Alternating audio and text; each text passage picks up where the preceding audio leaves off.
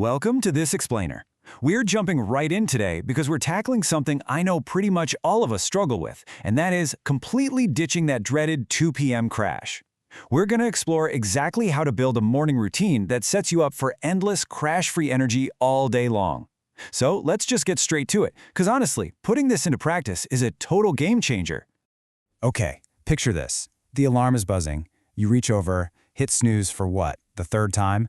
And eventually you just drag yourself out of bed. You stumble straight to the kitchen, chug a massive cup of coffee, and basically just pray the caffeine kicks in before you have to start dealing with the day. And then by 2 p.m., you are absolutely hitting a wall. Sound familiar? We've kind of been conditioned to think this level of exhaustion is just, a normal part of adulting. But here's the secret. Waking up tired isn't just about how many hours of sleep you got. It's actually all about what you're doing in those vital first 60 minutes right after you wake up. So, habit 1, the inner shower. This is all about hydration before caffeination. This is literally the very first chronological step in your new morning routine. I want you to think of your brain like a houseplant. After sleeping for 7 or 8 hours, you have essentially been fasting and sweating all night. You wake up chronically dehydrated. Your brain actually shrinks slightly when it lacks water, kind of acting like a sad, wilted houseplant. And that is exactly why you wake up with that heavy brain fog.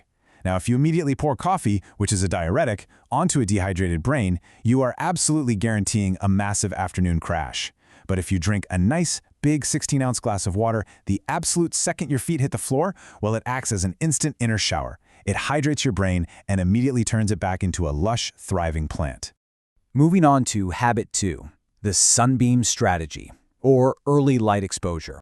Right, so your body runs on a 24-hour internal clock, your circadian rhythm. When you wake up in a pitch-dark room and immediately stare at a glowing phone screen, your brain gets super confused. It thinks it's still nighttime, so it just keeps pumping out melatonin, the sleep hormone, which leaves you feeling totally groggy. But getting natural sunlight directly in your eyes within the first 30 to 60 minutes of waking up, that effectively flips the switch. It completely halts that melatonin production and triggers a healthy, natural spike in cortisol. This naturally wakes you up and signals to your entire body that the day has officially begun. Which brings us to habit 3, the 30-minute phone ban for digital wellness. This one is absolutely crucial for fiercely protecting your mind the moment you wake up. You've just got to flat out refuse to check social media, your emails, or the news for the first half hour of your day. See, when you first wake up, your brain is in this really peaceful, highly impressionable state known as the alpha brainwave state. If you open your phone and the very first thing you see is a stressful email from your boss or some crazy polarizing news headline, you instantly hijack your own nervous system. You're taking your brain from a peaceful alpha state to a panicked state in literally under 3 seconds. And that drains your precious energy reserves rapidly before you've even had a chance to brush your teeth. So here's a super simple, incredibly practical fix for this. Buy a cheap physical alarm clock. Seriously, they're great. If you use a physical clock, you don't actually need your phone sitting right by your bed to wake you up. You can just leave your phone charging in the kitchen or the bathroom overnight. This one tiny change completely removes the temptation to invite the entire world's stress into your bedroom first thing in the morning. All right, habit 4, the 5-minute flow, gentle movement. Notice how I said gentle there. We are definitely not talking about some grueling hour-long boot camp before dawn. We're talking about just 5 minutes of low-intensity movement to wake up those stiff muscles and joints. Step 1, just do some simple neck circles. Step 2, gently reach down and try to touch your toes. Step 3, drop to the floor for a few cat-cow stretches. While you're sleeping, your blood flow slows way down and your fascia gets really stiff. These simple movements just act as a physical pump, pushing oxygen-rich blood straight up to your brain. Honestly, it wakes you up faster and way better than a double espresso shot. Let's talk about breakfast. Habit 5, the protein anchor and mindful eating. This habit is all about deliberately prioritizing 20 to 30 grams of high-quality protein and healthy fats to start your day. If you grab a pastry or a sweet cereal, which is basically pure sugar, you get a massive blood glucose spike. You'll feel this fake, jittery burst of energy for maybe 45 minutes, but then it's followed by a brutal, exhausting crash. But when you anchor your morning with protein, like eggs or Greek yogurt, you maintain completely stable blood sugar.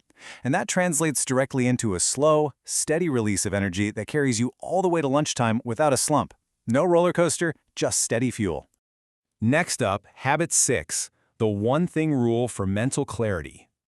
Did you know that decision fatigue and just staring at an overwhelming to-do list actually makes you feel physically tired? It's true. Overwhelm drains your battery just as much as physical exertion does. So while you're eating that high-protein breakfast we just talked about, ask yourself, if I could only accomplish one thing today to feel satisfied, what would it be? Once you figure out that answer, write it on a Post-it note. Make that your absolute top priority for the day. Attack that one single thing first before you let yourself get swept up in the endless sea of busy work and unread emails. And finally, habit 7, delaying the caffeine. Listen, this is the absolute golden rule for lasting energy. Your goal is to wait 90 to 120 minutes after waking up before you pour that very first cup of coffee. The science behind this is actually fascinating. When you wake up, your body still has a sleep chemical called adenosine just floating around. If you drink coffee immediately, the caffeine doesn't actually clear the adenosine out. It just temporarily blocks it. Then, when that caffeine inevitably wears off, all that trapped adenosine comes rushing back, hitting you like a ton of bricks in the afternoon. But if you just wait until, say, 8:30 a.m., letting your water, your sunlight, and your gentle movement naturally clear out the adenosine first, you get the mental boost from the coffee with absolutely zero 2 p.m. crash. It is amazing. Okay, wrapping up with the micro-commitment, start with just one. We just covered a ton of ground, so let's just take a breath for a second. I am officially giving you permission to not try all 7 of these habits tomorrow morning. That's the whole idea behind the micro-commitment. If you try to overhaul your entire life all at once, you usually end up changing nothing, right? Building a routine is about small, sustainable promises to yourself. So, I want to leave you with this final thought to challenge you. Which of these 7 habits are you going to try tomorrow morning? Don't pick 7, don't even pick 3. Just pick one. Maybe it's the glass of water. Maybe it's just getting 5 minutes of sunlight. Pick one, master it, and step by step, you will take back complete control of your daily energy. Thanks so much for exploring this with me today, and I absolutely cannot wait to see how you transform your mornings.